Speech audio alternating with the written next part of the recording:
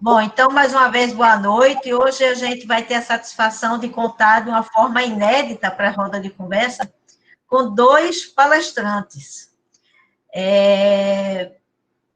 Primeiro é o professor Dr. Fábio Bruno de Carvalho. Fábio é terapeuta ocupacional formado na Escola de Reabilitação do Rio de Janeiro, mestre e doutor em saúde mental pela Unicamp, professor, pesquisador, supervisor na PUC Campinas por mais de 35 anos, e atualmente ele é terapeuta ocupacional da Clínica Ludens.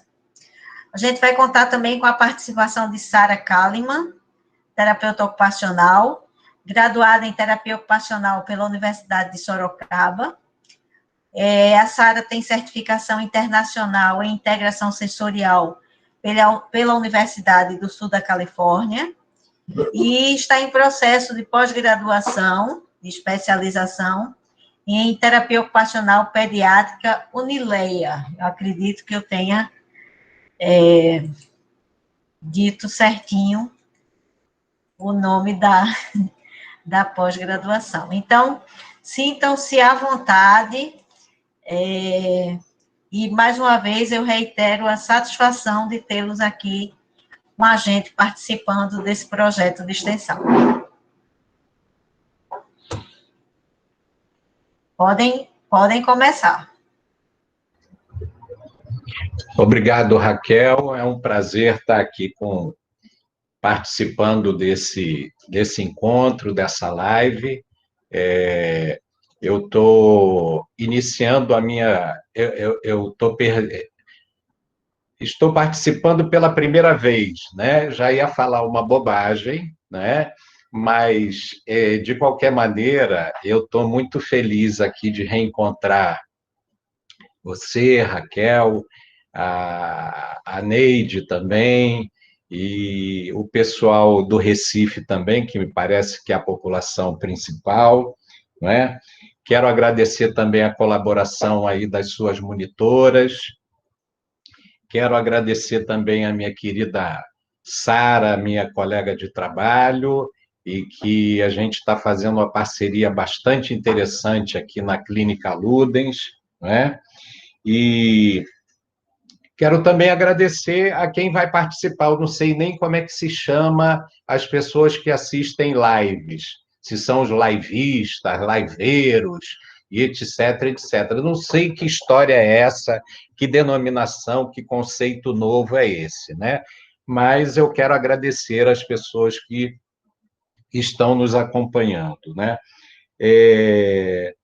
Então, a gente vem trabalhando junto à Clínica Ludens com um grupo de adolescentes, né? Então, a gente tem... E a gente acabou desenvolvendo um pouco esse tipo de trabalho com adolescente, mas não é sobre isso especificamente que a gente vai falar, sobre grupo de adolescentes, né? A gente vai falar sobre as técnicas de manejo dos comportamentos disruptivos de crianças e adolescentes autistas. Então, esse é o tema que a gente vai abordar. A gente sabe, para a gente começar a nossa conversa, a gente sabe que na saúde mental, né, tem uma história aí que a gente não pode esquecer de maneira nenhuma, né? O tratamento que era destinado para essas crianças, para os autistas, né, antigamente, e até os anos 80 e 90, era uma tragédia, né? A gente sabe que o destino desses jovens, dessas crianças, eram os manicômios, né? Manicômios, as clínicas depósitos, né? Que eram colocadas essas crianças, era um destino também de exclusão, de isolamento, de segregação, não é? Abandono, e até mais recentemente a gente sabia de crianças, a gente ouvia falar de que haviam crianças acorrentadas, né? Presas às camas, em quartos isolados e fora de qualquer contato social e de tratamento adequado, né? Então, isso até os anos 80. Então, existia nesse processo aí alguns tratamentos que a gente sabe que eram tratamentos não só destinados aos adultos, mas também às crianças também. Então, existia aquela coisa chamada de insulinoterapia, sangria, malarioterapia, as camisas de forças, os lençóis de força também, banho gelado, eletrochoque, lobotomia, impregnação também, entre outros. Não é? Então, essa era o destino que as crianças e os adultos também tinham com relação às dificuldades psíquicas, psicológicas que eles apresentavam. Né? Então, o que se pretendia para essas pessoas, para esses jovens? O que se pretendia era, na verdade, não tratar, mas controlar comportamentos e afastar essas crianças da sociedade. Né? Esse foi um tempo trágico, né? De tragédia humana, social, de abandono, de exclusão. E com o passar do tempo, o que aconteceu? Nós, graças a Deus, conseguimos, com muito trabalho, fazer o quê? Fazer uma ruptura com essa violência, né? E aí foi introduzido a questão da humanização. O que aconteceu? Aconteceu a reforma psiquiátrica, a deshospitalização, a desinstitucionalização, houve também, do outro lado, os avanços da farmacologia e dos medicamentos, a evolução diagnóstica também, que naturalmente os profissionais começaram a aprimorar as suas metodologias diagnósticas, e aí a gente viu que surgiu o quê? Surgiu o conceito de autismo, né? O conceito de autismo que acaba sendo ampliado também para o TEA, né? Caracterizando com um grupo de jovens e crianças com autismo. Né? Então, porque o autismo, até tempos atrás, o autismo aparecia como apenas um sintoma das esquizofrenias, e não como um autismo que fosse uma doença específica do desenvolvimento. Né? Então, nós vemos que houve essa mudança, né? E aí a luta antimanicomial, o Dia Mundial de Conscientização do Autismo, não é? Então, todas essas questões que estão aí colocadas para a gente. A gente vive um outro mundo diferente daquela violência que as crianças viviam e tantos adultos também. Né? O nosso trabalho na clínica, né, na Clínica Ludens, ele se iniciou em 2015, né? E quando eu já estava me aposentando, já estava aposentado, fui convidado para o trabalho com jovens que apresentavam algumas disfunções na saúde mental. Então, nesse sentido aí, eu fui acompanhar alguns meninos que cresciam e apresentavam alguns sintomas que ultrapassavam aquele quadro clássico do autismo. Então, dessa forma aí, depois, o que aconteceu? Ao iniciar esse trabalho junto com esses jovens, nós começamos a identificar que as crianças tratadas na clínica, elas começaram a amadurecer e se tornaram adolescentes. Então, dessa forma, elas haviam crescido e demandavam, por exemplo, melhoras na comunicação social e familiar, demandando essas condições dos seus pais. A socialização, a expressividade, o autocuidado, as habilidades laborais. Então, a partir de identificar esses elementos, essa demanda desses meninos, aí nós começamos a constituir um trabalho de grupos, né? E grupos com adolescentes para buscar exatamente abordar essas questões, a socialização, a interação com a família, a interação no meio social, a busca de ampliação da autonomia e da independência desses jovens, né? esses temas são muito caros, muito interessantes para os pais, porque os pais, depois que as crianças começam a crescer, eles ficam: o que eu faço agora? Qual vai ser o futuro desses meus filhos? Né? Então, essa é uma condição que a gente está buscando abordar. Mas a gente não vai falar dessa questão, né? Dessa questão do grupo e tal. Nesse momento aqui, a nossa ideia é falar um pouquinho desses comportamentos disruptivos, que são os comportamentos agressivos dos jovens e das crianças. E a gente pode entender o seguinte, que existem causas, né? A gente pode pensar que tem razões orgânicas, né? As lesões neurológicas, as epilepsias, as infecções, as mudanças metabólicas e hormonais. Tem as questões psicológicas, que aí essa é principalmente a nossa praia, onde a gente consegue analisar melhor as dificuldades dos jovens, e que a gente vê o surgimento dessas questões, da disrupção agressiva e violenta, ela pode representar o quê? O medo, né? Quando a gente olha um menino agressivo, a gente fica com medo. Na verdade, a gente fica surpreso com essa atitude. Mas se a gente puder analisar essa questão de um certo ponto de vista, esse sujeito disparada,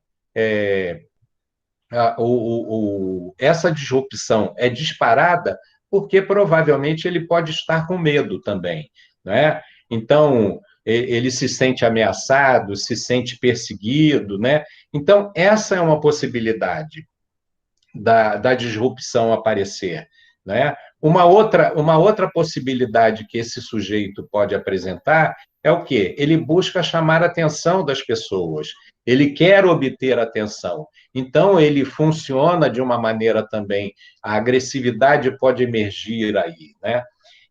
Uma outra condição também seria a ruptura dos rituais.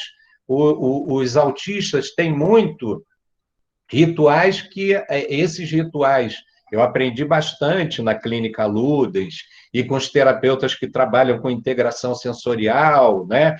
Então, romper com esses rituais desequilibra os jovens. Então, isso pode também ser um disparador da agressividade deles. Do outro lado também, é possível a reatividade física e motora frente às frustrações, né? Esses jovens e essas crianças, eles, ao se verem frustrados, reagem, né, com agressividade física e motora. Além disso, a gente sabe da agitação psicomotora e a impulsividade devido às mudanças hormonais, né, que acontecem nessa fase, né? E do outro lado também, é possível a gente entender a agressividade como a busca de controle, o teste e desafio nos relacionamentos familiares e sociais. Isso é uma outra possibilidade. E aí a gente pode pensar também numa situação que aí a gente entra numa condição de maior cuidado, que aí é o autoflagelo, a autolesão, e aí numa situação muito mais grave que chegaria ao suicídio, né? Então, esses são elementos que a gente tem que estar atento, a gente tem que estar com um olhar preventivo na nossa análise com relação dos disparadores desse processo agressivo nesses jovens, né? Além disso, existem aquelas razões socioeducativas, né? A birra que a criança faz para ter ganhos secundários, né? Uma má educação, os pais às vezes não conseguem saber o que vão fazer com as suas crianças, e aí as crianças acabam manipulando os pais com agressividade também. De qualquer forma, o que nós podemos entender? Devemos entender que esse processo de agressividade das crianças e dos adolescentes significa o quê? Sofrimento, não é? eles estão sofrendo, e esse é um sofrimento que envolve a criança, envolve a família, envolve os profissionais, com esses comportamentos autoagressivos e heteroagressivos, né? Então, o nosso olhar tem que se desenvolver, se aprimorar nesse sentido, né? Essa criança está sofrendo, ela está dizendo, eu estou sofrendo e eu não estou conseguindo conter esse sofrimento, eu não sou capaz de autocontrolar essa condição, né? Então, a gente é necessário a gente entender um pouco que há um desequilíbrio do sujeito, da criança, há um desequilíbrio psicológico, há um desequilíbrio orgânico, e esses disparadores, que a gente chama de disparadores, a gente tem que estar atento para eles. Porque essa é a nossa... faz parte, deve fazer parte da nossa intervenção, esse olhar preventivo. O que está causando? O que dispara esse processo agressivo junto com essas crianças? Então, agora eu vou passar a bola para a Sara, porque a Sara ela vai nos dizer como é que é possível a gente fazer algumas intervenções, alguns cuidados, né? Além da gente olhar a prevenção, a gente ter uma análise, uma leitura do que são esses disparadores, para a gente conhecer mais ou menos como nós podemos intervir, de que forma um sujeito com medo, de que forma um sujeito buscando atenção, de que forma um sujeito com uma hiperatividade, né? A gente pode intervir, a Sara vai dizer especificamente o que a gente pode fazer e tentar fazer. Certo, obrigada, Fábio. Gostaria de agradecer também pelo convite, tá? Essa junção, né, com o trabalho junto ao Fábio, vem dado muito certo, né, está sendo bem bacana, e eu vou dar continuidade aqui um pouco, né, aliado à nossa prática, tá? A gente tem que entender que, como o Fábio falou, a agressividade, estamos falando de crianças que têm uma dificuldade, muitas vezes, de uma comunicação expressiva, de dizer o que realmente está incomodando, ou que ela precisava terminar aquele ritual, ou que ela está com dor, né? Então, isso que a gente coloca aqui, né, que a agressividade é uma ruptura em relação à homeostasia orgânica, o equilíbrio psicológico e a autorregulação sensorial, que muitas vezes pode ser uma blusa que esteja incomodando essa criança, né, algo que esteja ali cutucando e ela não consegue dizer para a gente, isso sim pode ser um motivo também, tá? De uma criança, um adolescente, tá? Essa ruptura, digamos assim, tá? Então, eu acho que a gente tem que sempre estar atento a esses sinais, né? A gente, como terapeuta ocupacional, né, conhecer o nosso cliente, né, o sujeito que chega até a gente, e entender o que está diferente naquele dia, por que ele está fazendo algo que, né, que nos chama a atenção, tá? E aí a gente pensar em como intervir, tá? Primeiramente. Não é uma receita de bolo, se vocês seguirem todos esses passos vai dar tudo certo, mas são coisas que nós fomos levantando e pensando em possibilidade. Como que a gente intervém de uma primeira maneira, tá? Porque é como, eu volto a repetir, isso a gente fez baseado na nossa prática, tá? Isso acontece, gente, isso é vida real, tá? Então, assim, a primeira coisa, a gente vai pensar na complacência, no lúdico, né? Em como tentar entender o que essa criança está vivendo, o que ela está sentindo, tá? A contra-atuação, né?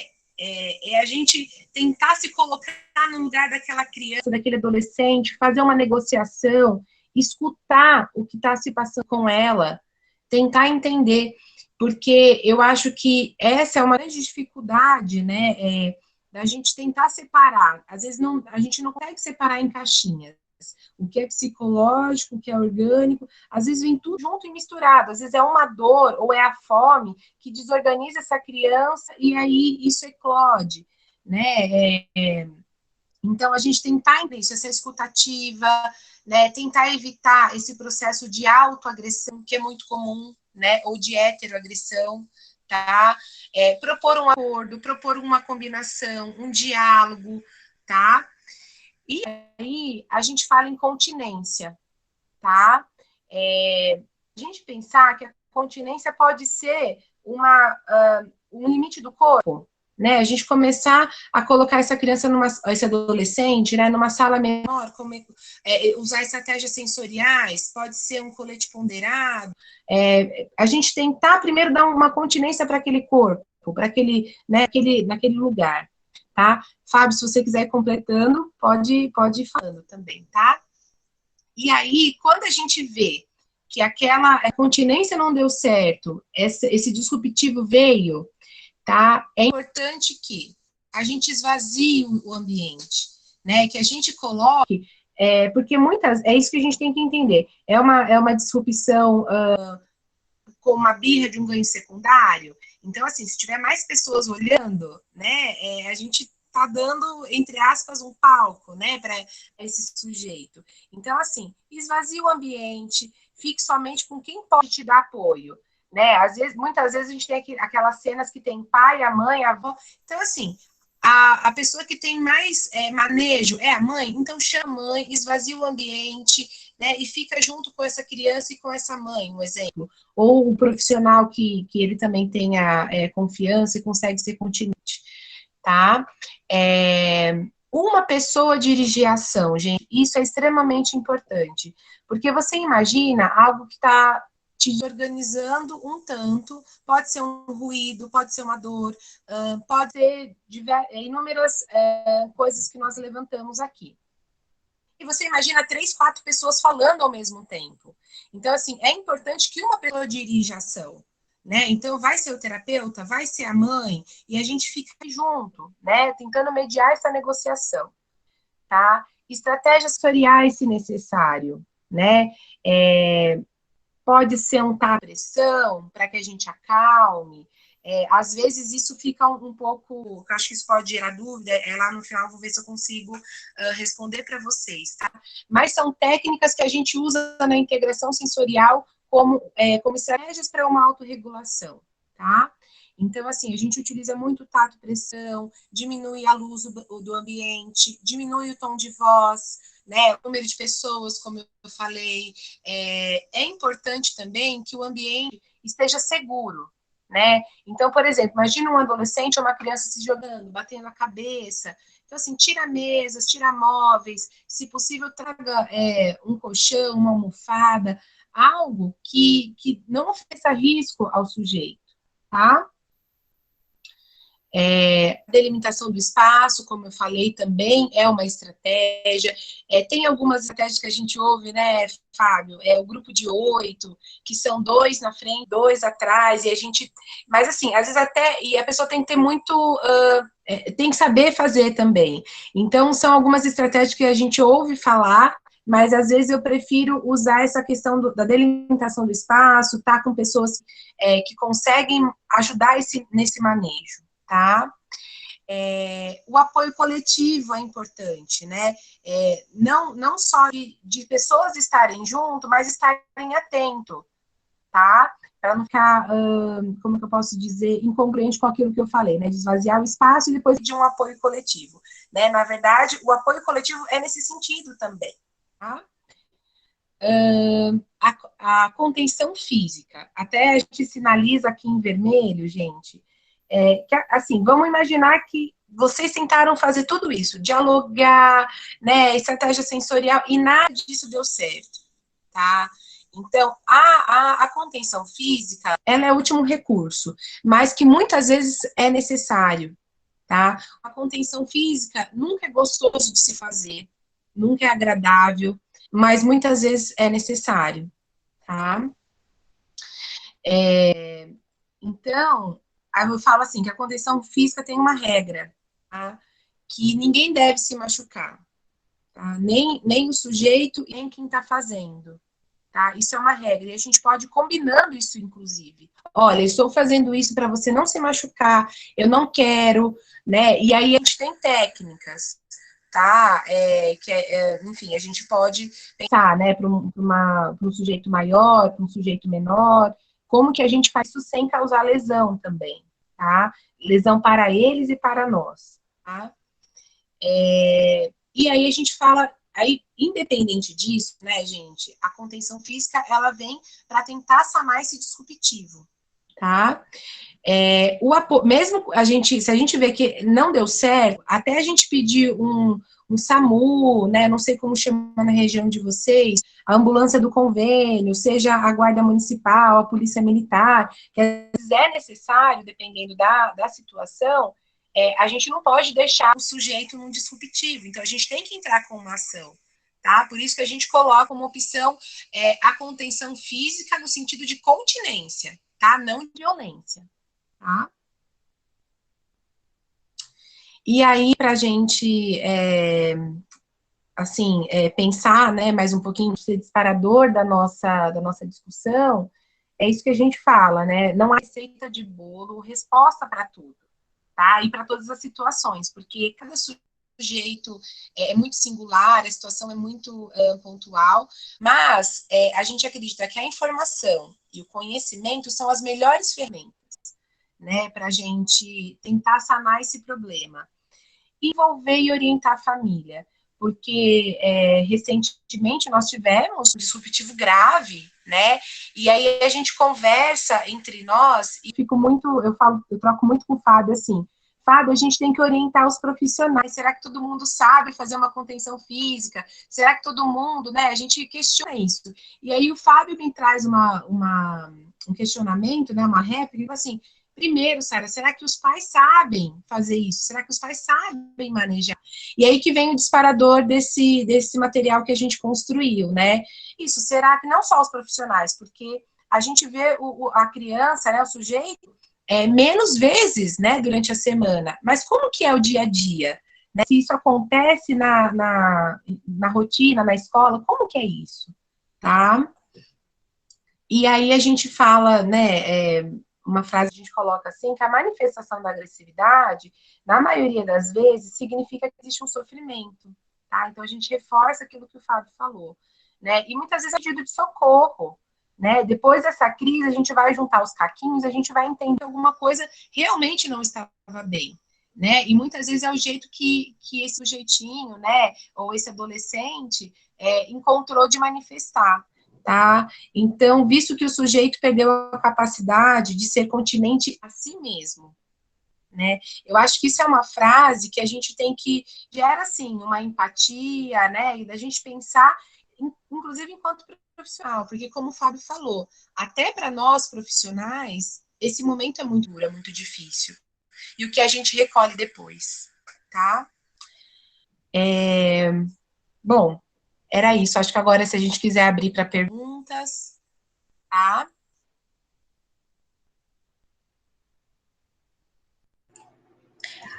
Obrigada, Fábio e Sara, pela participação. Antes da gente começar com as perguntas, desculpem pelo imprevisto, mas isso são coisas da internet, que a gente tem que lidar com elas, por pior que elas sejam. Então, vamos lá. Então, está aberta a sessão de perguntas e de conversa. Afinal, isto é uma roda de conversa. Agora vamos conversar. Fiquem à vontade. Muito bem, eu talvez acrescentaria o seguinte, Raquel e quem está nos assistindo, que essas intervenções, né, elas são dramáticas, né?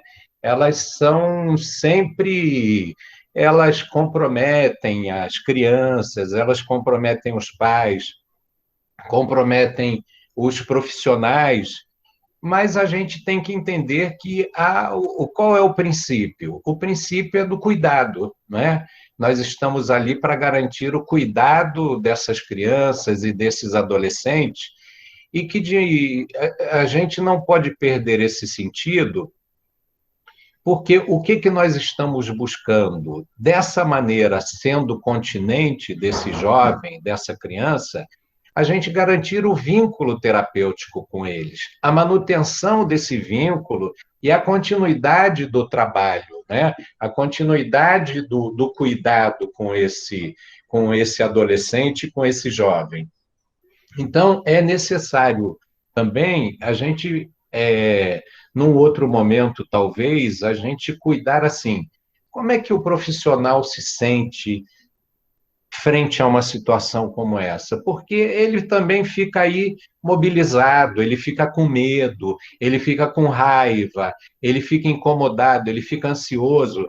E eu costumo dizer, às vezes, que nas situações extremas, quando o terapeuta chega a um ponto que ele não consegue suportar esse movimento, essa dinâmica da criança, eu acho que ele tem que sair correndo e pedir socorro, porque ele também em determinados momentos, ele precisa de ser apoiado e ser socorrido, né? Por isso que nós devemos trabalhar coletivamente, nós devemos trabalhar junto com os nossos colegas, a clínica, os lugares onde a gente trata as pessoas, a gente deve estar articulado para esses eventos, né? E poder trabalhar. E agora, nesse momento, com quem nós contamos e tal, né? Porque não é muito simples, é um drama. E eu acho que esse drama, a gente vê esse drama num evento, né? Na clínica, num momento, né? Mas os pais vivem esses eventos quase que permanentemente no seu cotidiano, né? Dependendo da criança e tal, né? Só acrescentando um pouquinho. Fala, Lolo. Oi, bom te ver. Bom te ver. Tudo Que de bom aí, saudade. Lolo. Saudades também. Muita saudade de assistir uma boa aula com o professor Fábio, viu? Muito gostoso. Que bom. Então, ó, eu até tenho uma questão assim, né, dentro disso que vocês estão colocando.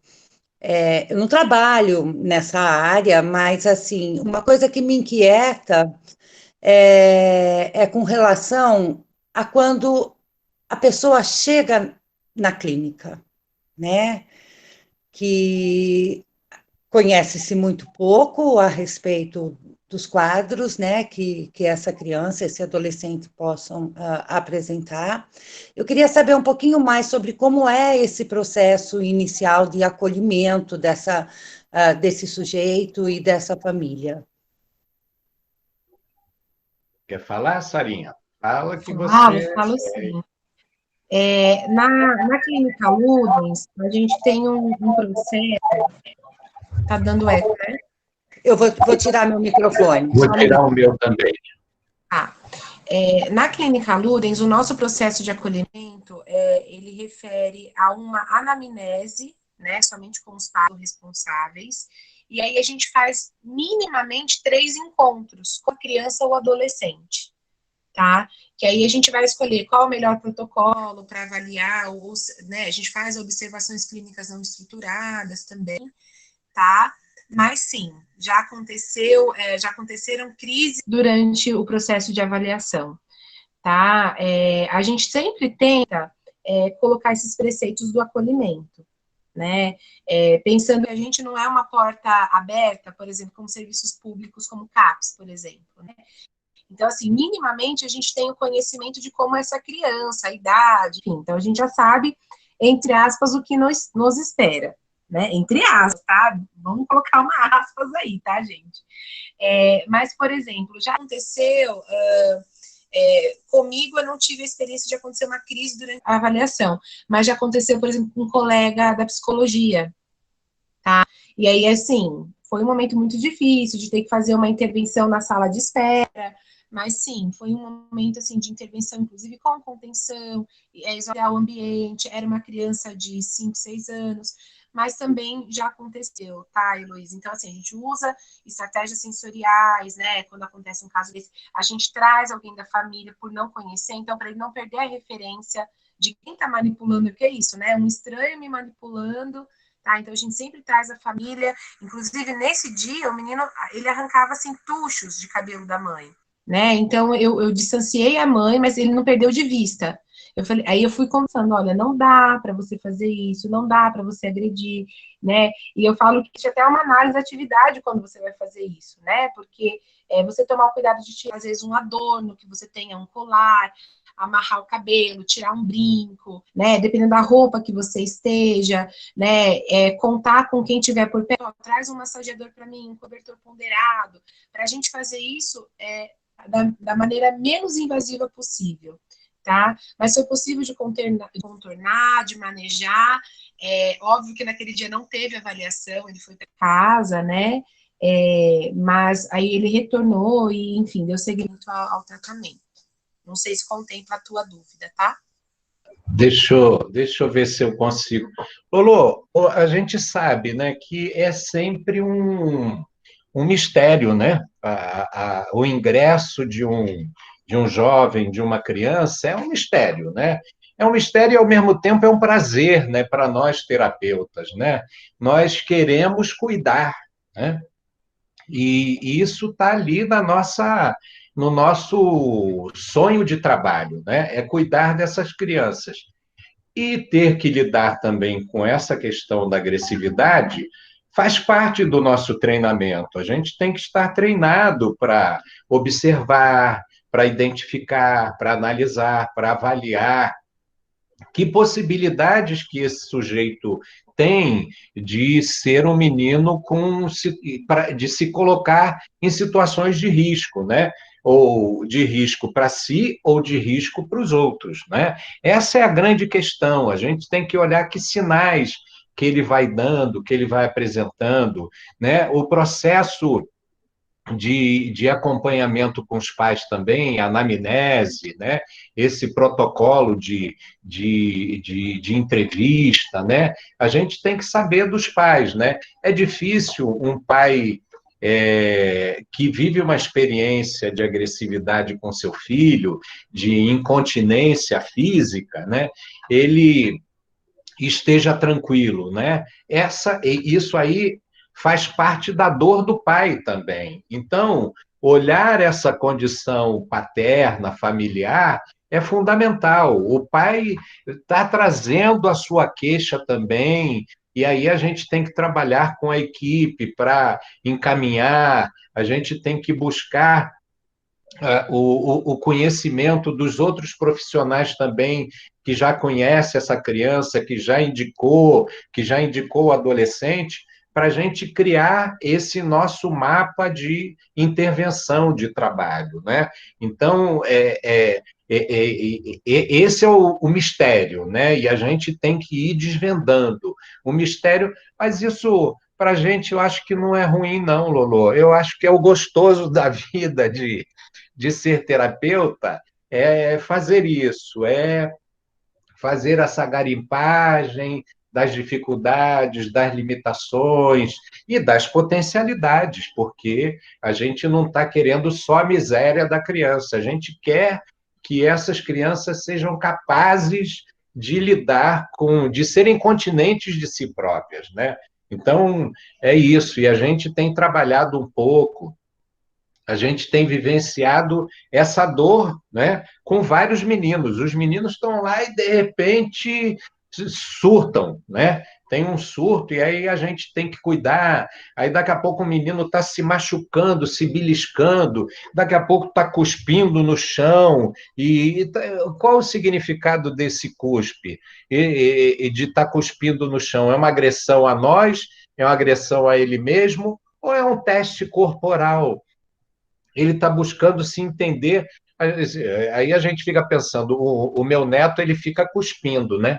Ele fica com a boca assim, aí fica com cuspe na boca. Ele está ali explorando o corpo também dele, conhecendo essa função da boca, né?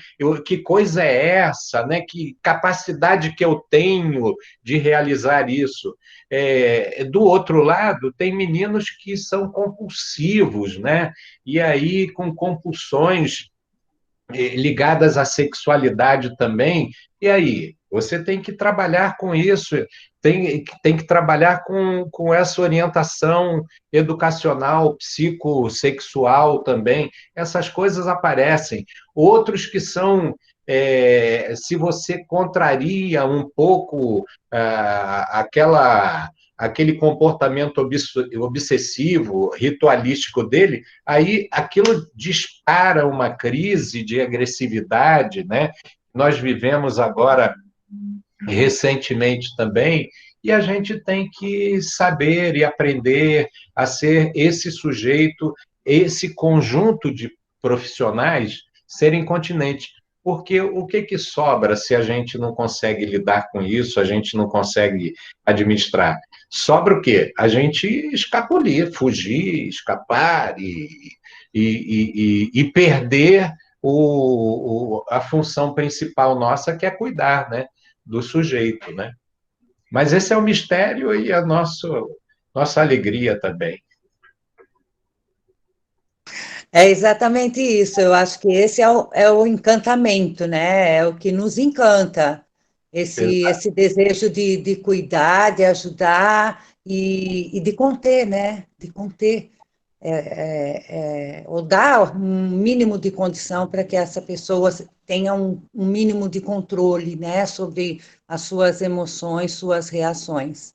Agora, eu acho que você falou uma coisa aí, vocês dois, na verdade, falaram uma coisa que eu acho muito importante, né? Eu entendo que, assim, as técnicas, os modelos de intervenção, eles são fundamentais, mas o profissional se preparar, né, para esse acolhimento, né, conhecer as possibilidades de acontecimentos que serão todos inesperados, óbvio, né, não só nos momentos iniciais, como no decorrer das nossas intervenções, mas eu acho que a gente se preparar, né, a gente se preparar para olhar para o outro, né? Eu acho que isso é muito bacana. Esse conhecimento, eu acho que ele é fundamental para nós, terapeutas ocupacionais, aprendermos e termos disponibilidade interna para observar e perceber os sinais, né? Como vocês tão bem colocaram aí. Muito bacana, estou super, super feliz com essa roda de conversa. Obrigado, E Lolo. aí, Bom, Fábio e Sara, puxando uma coisa que a Heloísa falou, da questão do conhecimento, né, da preparação do terapeuta ocupacional, e aí eu puxo também para o lado da experiência clínica, prática. É evidente que em situações como essas, não só como essas, as nossas práticas diárias, elas são novas a cada dia, né? Nenhuma se repete. Então, elas são novas. Mas, nesse caso, eu acho que nesse caso em especial, elas são realmente novas, talvez inesperadas, né? Porque são situações difíceis de lidar, né? Você imagina um pai e uma mãe participando de uma cena dessa, não é verdade? É muito complicado, é muito difícil, né? E se o profissional, se o terapeuta ocupacional, ele não tem essa vivência prática, essa que é totalmente subsidiada pela teoria que ele carrega, mas se ele não tem essa vivência prática, essa impulsividade para o agir, eu acho que a coisa fica mais complicada para o lado do profissional, né?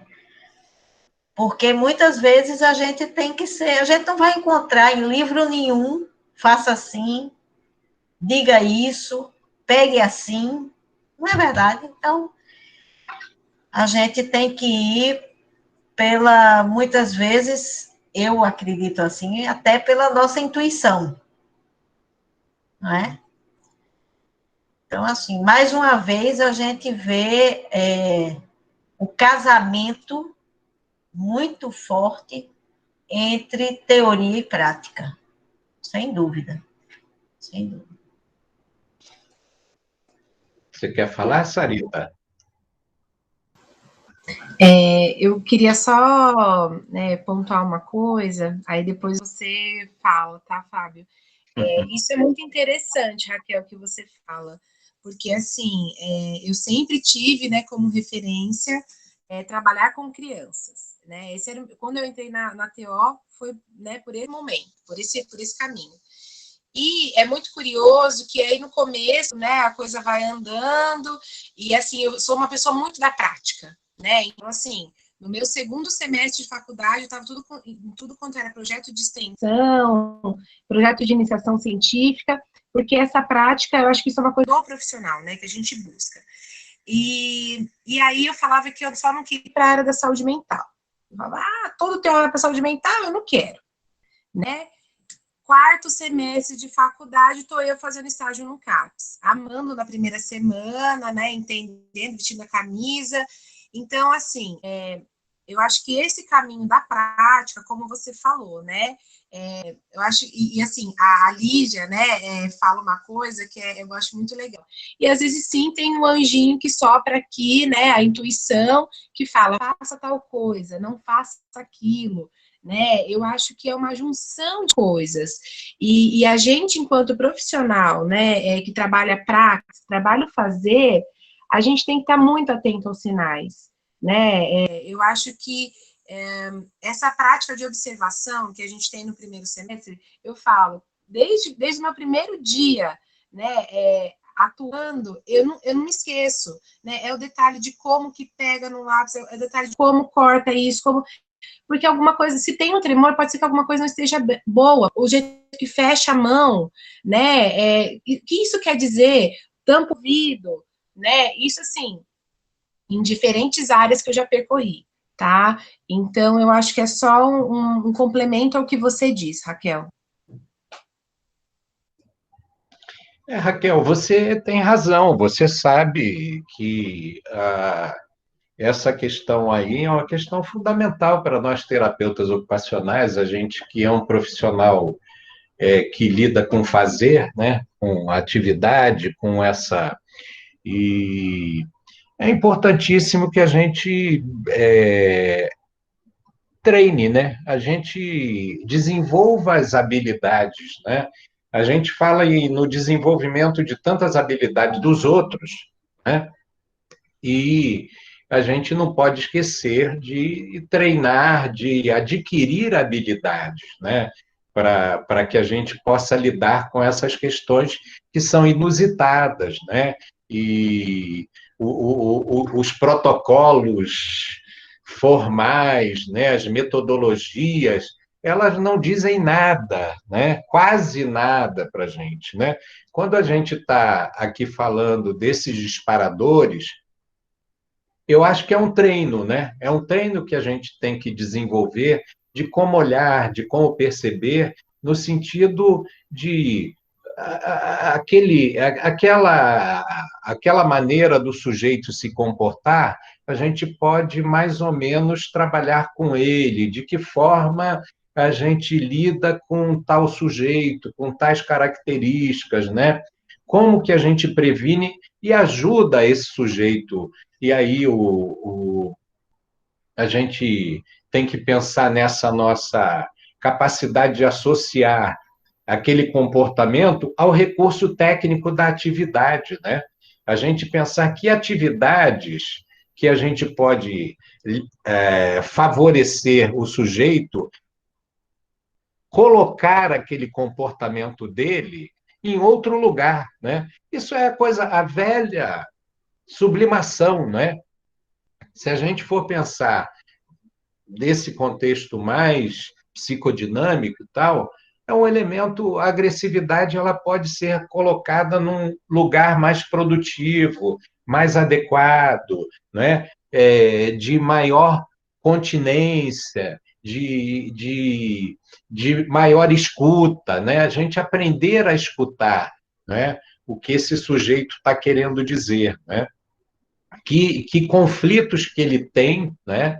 Nesse mundo interno dele, que a gente ele está querendo dizer para a gente, né? Agora, nós temos que nos treinar mesmo, a gente desenvolver essas habilidades aí, e aí, do ponto de vista metodológico, a gente não vai fazer o enfrentamento. Às vezes, o enfrentamento é uma técnica.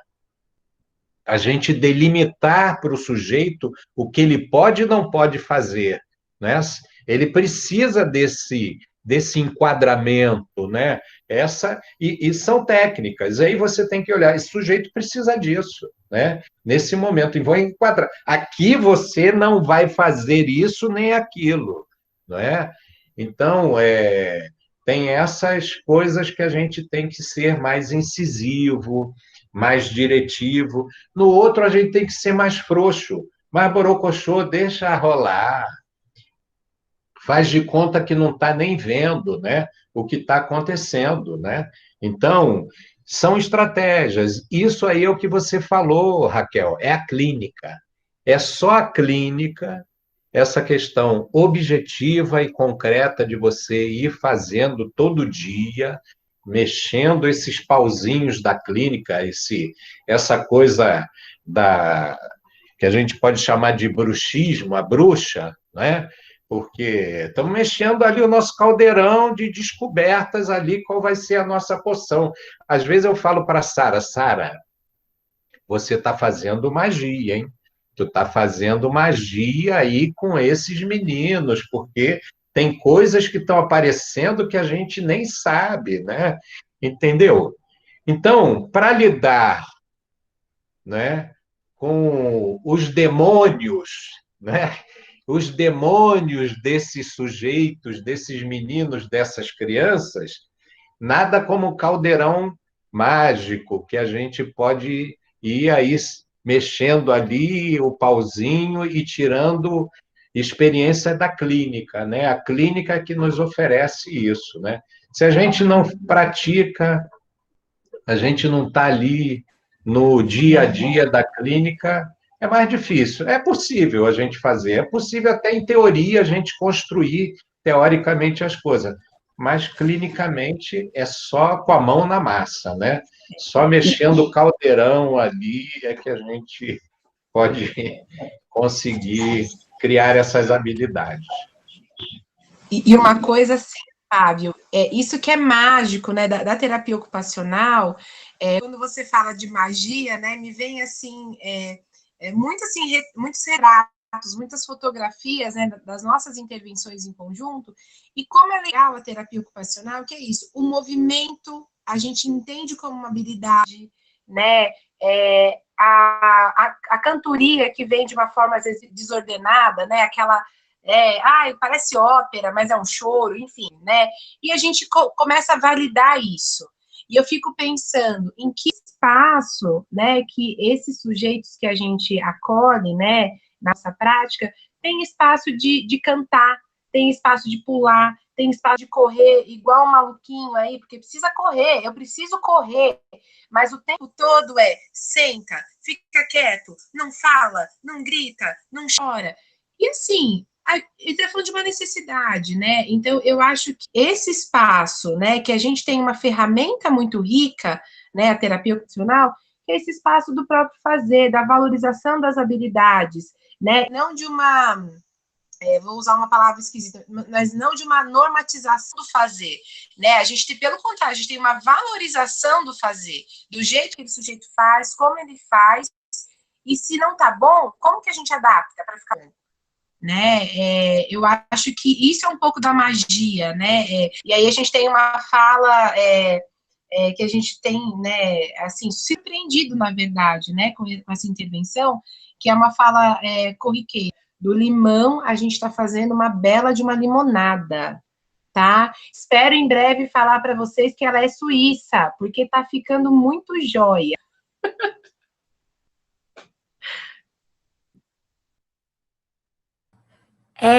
Tem algumas perguntas no chat. Eu vou ler para vocês, tá? Josiane falou, boa noite. E quando esses comportamentos disruptivos ocorrem nos atendimentos domiciliares, eu posso, no manejo, como estratégia, permitir que o lugar de fala seja da mãe exclusivamente? Às vezes acontece e fico um pouco perdida em como será o melhor manejo, e às vezes essa regulação não ocorre adequadamente.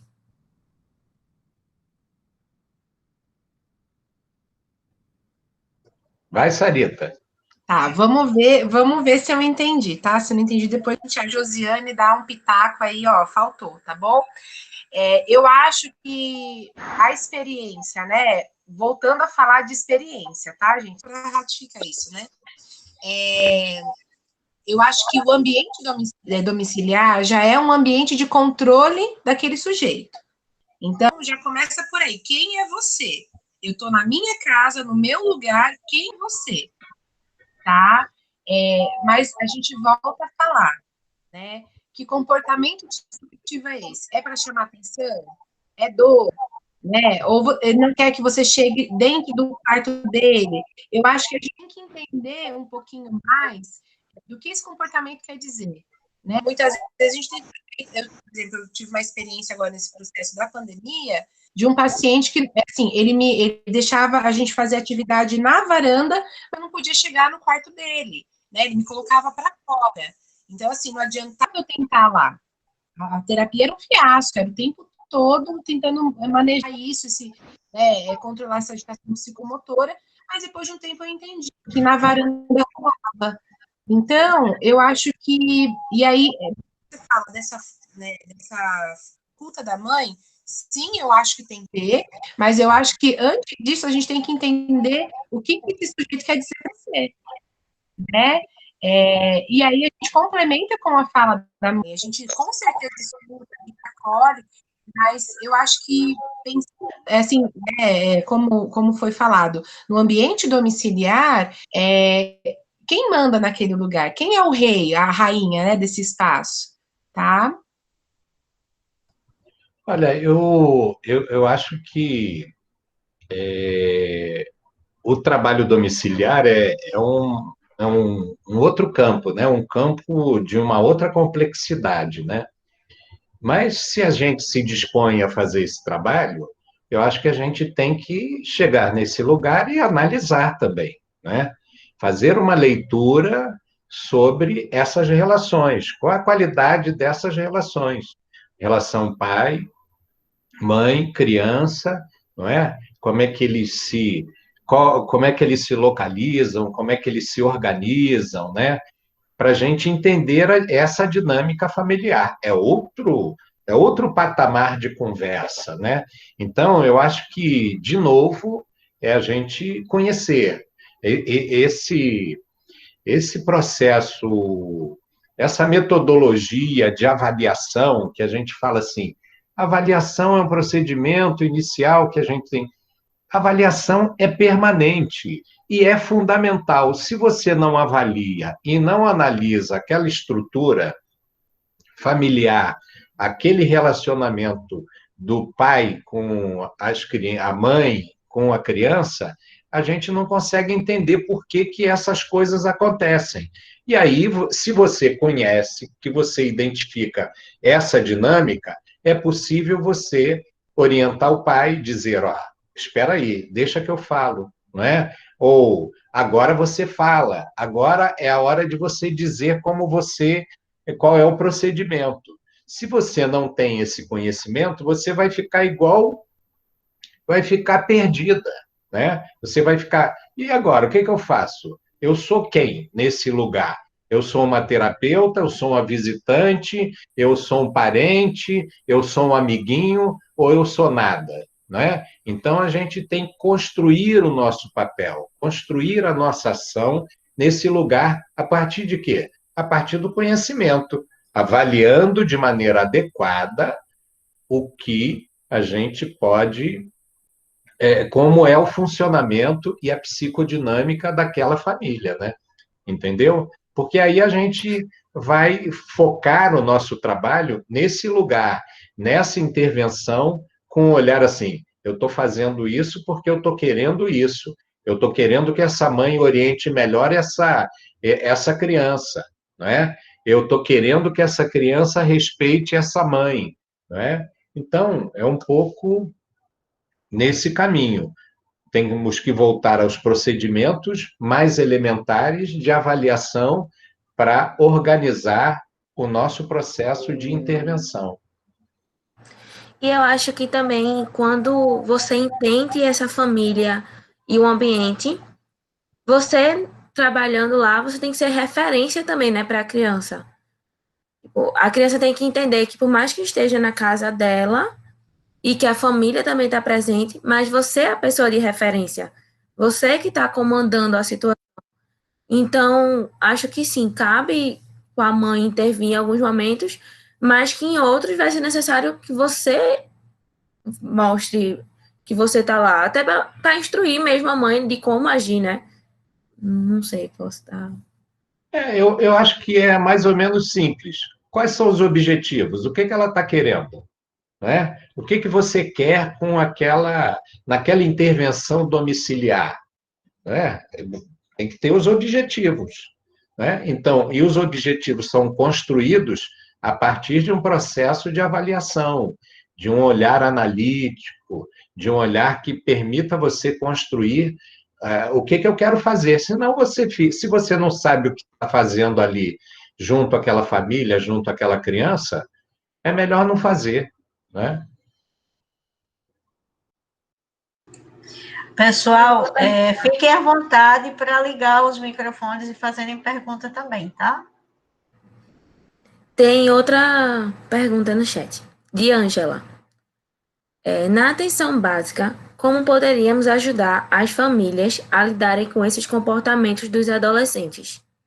Essa queixa é recorrente e o que podemos orientar? Vai, minha querida.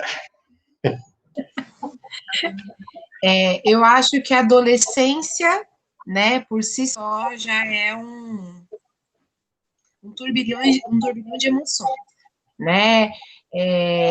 Eu acho que na atenção básica a gente vai ter uma mistura, um pouco de tudo, tá? Então, assim, como pode ser feita essa orientação? Pode ser uma forma, eu não sei, né, se esse profissional é do NASF, ou ele atende na atenção básica, mas, assim, por que não propor um grupo de pais, né? Pega as crianças daquela mesma idade e aí faz uma roda de conversa para a gente expor ideias, sugestões, pode ser uma alternativa, ou faz a reunião junto com cada pai, com cada responsável, né? Porque assim, gente, isso, cada sujeito é muito singular, cada situação é muito pontual. Então, se a gente olha, né, como a gente está vendo, né, nossos meninos crescendo, e as dúvidas estão muito ali parecidas, tá muito junto, né? São questões com a sexualidade, são questões com autocuidado, com higiene, com paredes conectado. Então, como que a gente ajuda, né? Então, a gente juntou isso e a gente trabalha com os meninos, nesse caso, e aí a gente faz também uma orientação para os pais. Tá? Isso vem no pacote. Tá? Então, a atenção básica, eu acho que são muitos casos diferentes. Então, eu acredito que a intervenção, né, tenha que ter uma educativa e aí uma orientação para cada caso. Eu entendo dessa maneira. Agora vai que o mago fala, eu não tenho uma solução. Vamos lá, vamos ouvir. Eu acho que essa questão, eu não sou especialista em atenção básica, mas quando a gente fala em atenção básica, a gente começa a olhar a vida de uma maneira totalmente ampliada, né? Porque quando a gente olha assim, aí a gente começa pensar na violência social, nas relações, a condição da adolescência no mundo, né? A questão da educação, a questão da saúde dos adolescentes, a questão da gravidez precoce, uma série de condições que entram ali, o trabalho, a habilitação por o trabalho, né? Então começam a entrar... Expectativa, né, Fábio? Tem muito. Então começa a entrar uma série de componentes que aí tem aquela discussão também teórica importante, que é pensar no território, né? Quais são os equipamentos daquele território, né? Como é que a gente pode ajudar ao sujeito a se vincular àqueles projetos territoriais que podem lhe ajudar na educação, lhe ajudar no desenvolvimento de habilidades artísticas, culturais, sociais, né? Então, entram todos esses elementos aí que são múltiplos, né? Mas, nesse sentido aí, a gente deve buscar os equipamentos sociais, orientar o sujeito, orientar o jovem, orientar sua família em busca desses equipamentos sociais dentro do seu território, não é? Para que a gente possa criar condições dessa juventude poder se desenvolver de maneira mais adequada. E aí, quando a gente entra no evitar a violência, a criminalidade, que está sempre aí no meio do caminho, aí mais ainda complexo se torna esse trabalho da atenção básica, né? Mas é um pouco isso, né? Intervir sobre buscar os equipamentos sociais que estão no território e orientar nessa direção.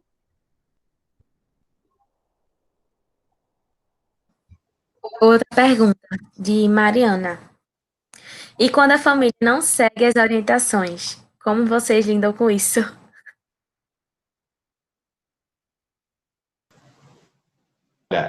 Quando a família não segue as nossas orientações, eu acho que é meio óbvio, né? Por que ela está buscando orientação, né? Se ela está buscando orientação e não aceita orientação, é uma contradição, é um contrassenso, né? E aí a gente pode dizer para ela, olha, se você não aceita essa orientação, talvez tenha algum outro programa, tem um outro lugar para você buscar, né? E a gente pode dialogar, né? A gente não vai também sair espancando a família, a gente só pode dizer da realidade. Olha, se você não quer essa orientação, muito bem, ótimo, tá? Estamos aqui se você precisar. Se você não precisar, procure outro. Ou talvez a solução esteja nela mesma, na família. Família, então encontre as soluções para o seu filho, né? Eu acho que é isso, né? Porque ninguém vai atrás de cuidados, né? Se não quer acolher esses cuidados, né? Exceto se for uma maluquice total, né? A pessoa está muito doida, muito perdida, desorientada, aí ela está ali. Aí você já vai fazer uma interpretação dessa família, do ponto de vista da dificuldade dela, né? Aí a gente pode até perguntar, está precisando de ajuda, família? Você quer ser cuidada e tal?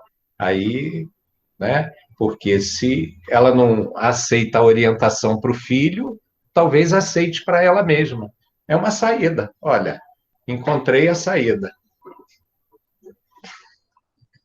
Eu concordo plenamente com o que o Fábio fala, e eu, assim, só queria complementar com o uso do registro, né? Em documento, em prontuário, porque, assim, quando você dá a orientação, não é pouco, né? Você não pode diminuir a sua orientação, aquele tempo dispensado, né? Então, registra. Inclusive, para a gente ter uma linha do tempo, olha, no dia 10 de outubro, você veio aqui e me pediu ajuda, né? Eu te dei essa orientação aqui, ó, pá, pá, pá, pá, pá.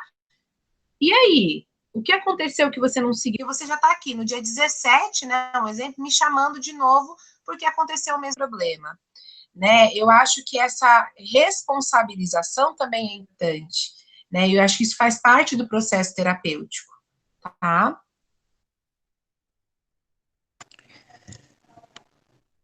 Eu tenho uma pergunta para vocês. Vocês fazem algum trabalho com os irmãos?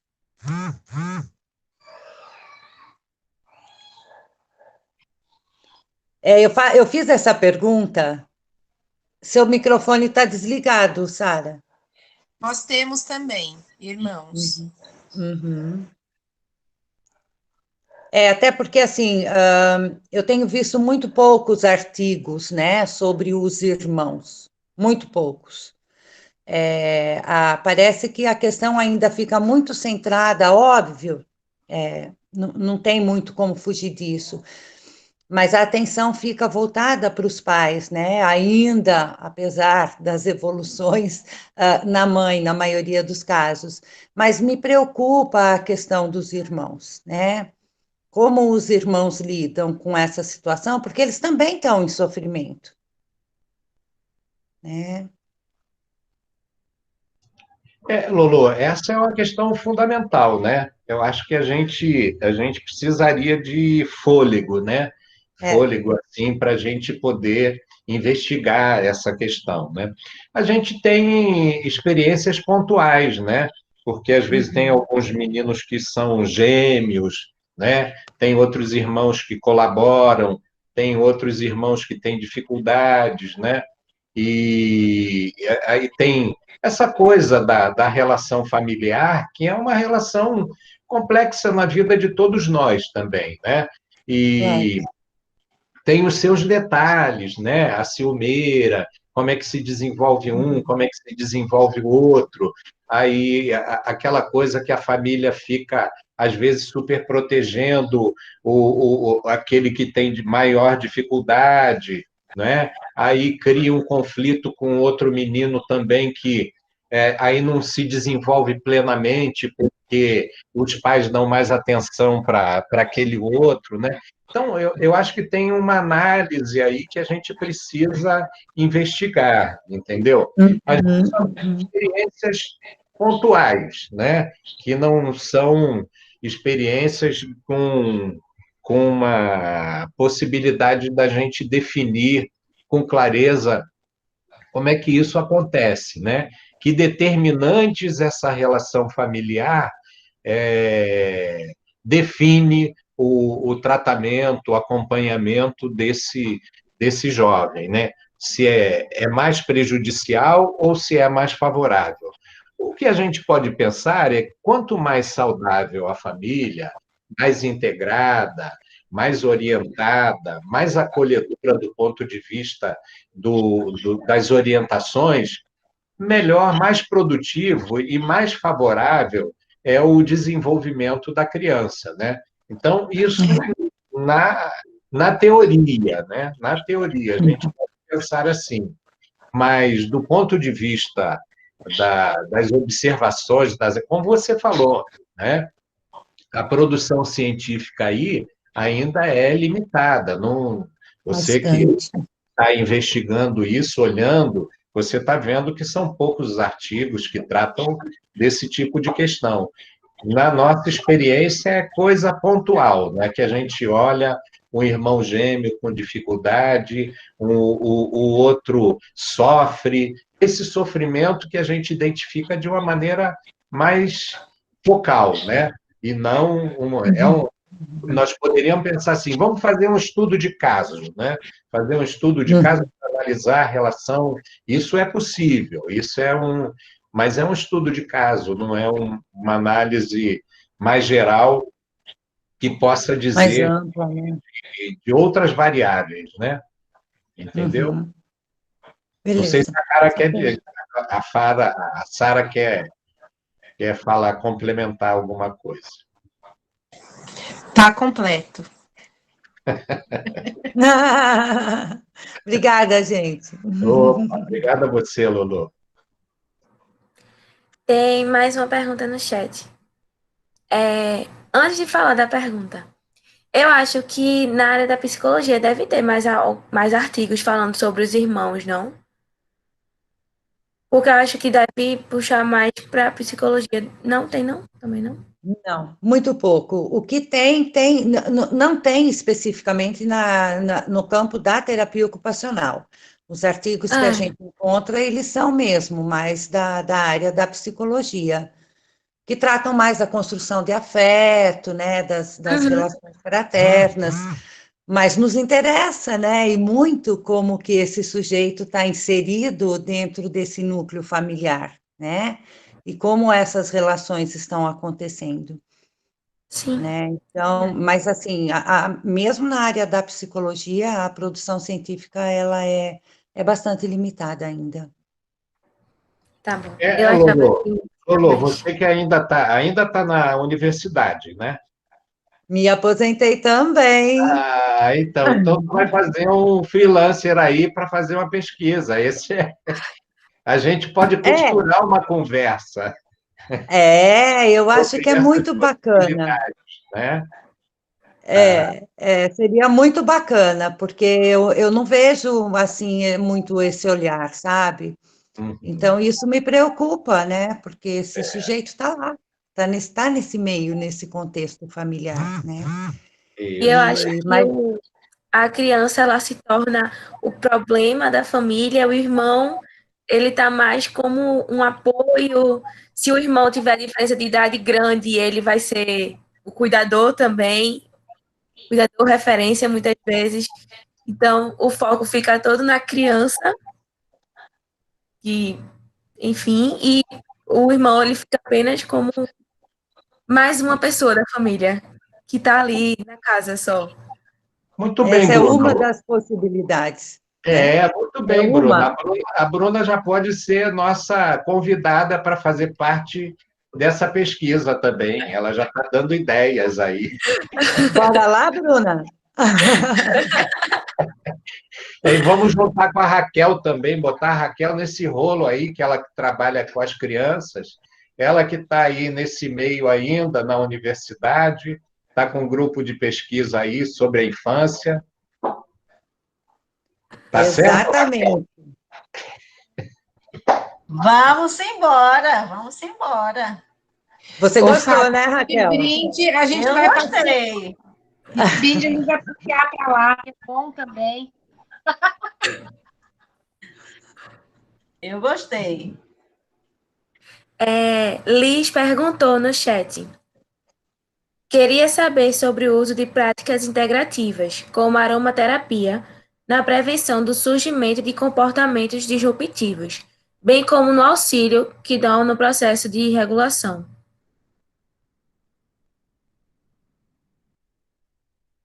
Você sabe dizer alguma coisa, Sara? Olha, até a gente vem estudando bastante essa questão das questões assim, olfativa. Lembrando, gente, que o olfato é um sistema sensorial, né? Mas a aromaterapia é uma outra prática, né? Não, enfim, pode ser sim um complemento. Eu até estava olhando aqui a pergunta, né? Gente, todas as práticas integrativas são muito bem-vindas, né? A gente brinca até oração pode vir, não tem problema, né? Se a gente estiver falando, né, num processo de evitar né, ser uma ação preventiva a uma crise que sim deixa marcas, né, não só físicas, mas como marcas, né, como flagram um sofrimento, então é muito bem-vinda, tá? Mas, assim, por exemplo, lá no espaço, né, onde eu atuo, 90% das nossas crianças estão dentro do espectro, tá? Então, assim, é uma clientela grande. A gente tem, sim, um difusor que a gente pensa e fala, olha, hoje as crianças são extremamente agitadas. A gente usa a lavanda como um recurso, mas, assim, eu acho que não é só isso.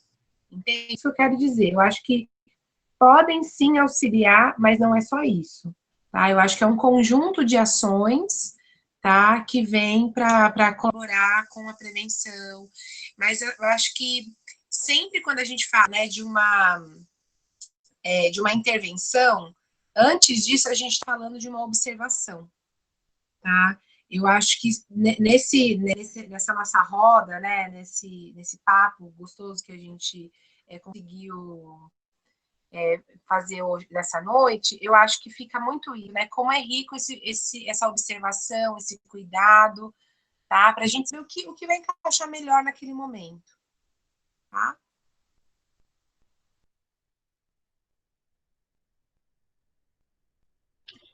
Infelizmente, eu não sei nada dessa praia aí.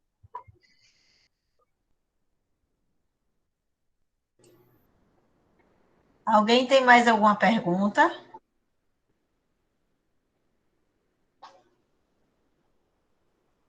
Mariana compartilhou no chat que já aplicou reiki em uma criança numa situação e funcionou.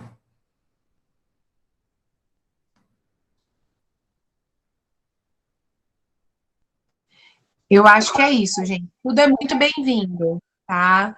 Eu até brinco, até a oração, falo, meu Deus, me ajuda, me dá uma luz. Ajuda.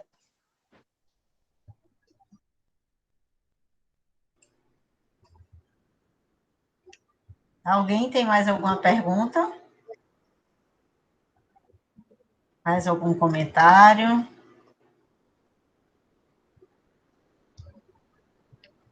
Acho que tá bom, né, Raquel? Por hoje nós Pois estamos é, felizes e contentes, estamos alegres com a participação, foi essas muito provocações, bom. essas provocações todas que vocês fizeram para a gente. Tá ótimo. Foi muito bom. A gente que agradece a participação. Muito obrigada pela Opa! disponibilidade, pelo tempo, por essa alegria, né, da gente estar conversando sobre a terapia ocupacional. Isso é muito bom. E agradeço a vocês que participaram também, que estão aqui até essa hora. Estamos a 9h40 já. Então, muito obrigada. Eu só tenho a Saudades agradecer. aí. Saudades aí desse povo todo que a gente pôde ver, Lolô, Raquel, essas meninas novas aí, que estão aí em busca de conhecimento. Isso é muito bom para a gente, né? E isso foi um prazer. Tudo de bom para vocês. Obrigada. Obrigada, gente. Espero Obrigada, vocês gente. quando vocês se preparem, venham para Campinas fazer curso. Aí a gente se encontra. Certo. Obrigada, E venham por Sara. aqui Boa também. noite. Vamos sim. Antes de saírem, vamos abrir as câmeras, quem puder, né? Claro, para a gente tirar uma última foto para registrar. Isso, vamos lá.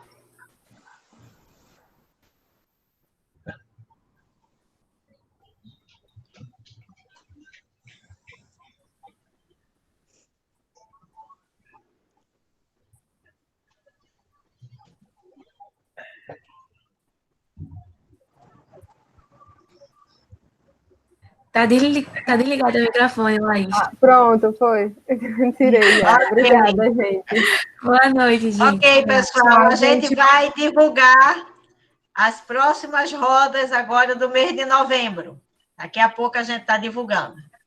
Que bom. Já estou Raquel. ansiosa. Isso. Aguenta só mais um pouquinho. Tchau, pessoal. Tá bom. Boa noite. Tchau, boa noite. Beijo. Beijo, Tchau, querida pessoal. Luísa. Tchau, tchau. Até Tudo mais, bom. Raquel. Bom te ver. Tchau, Tchau, tchau. querida. Beijo.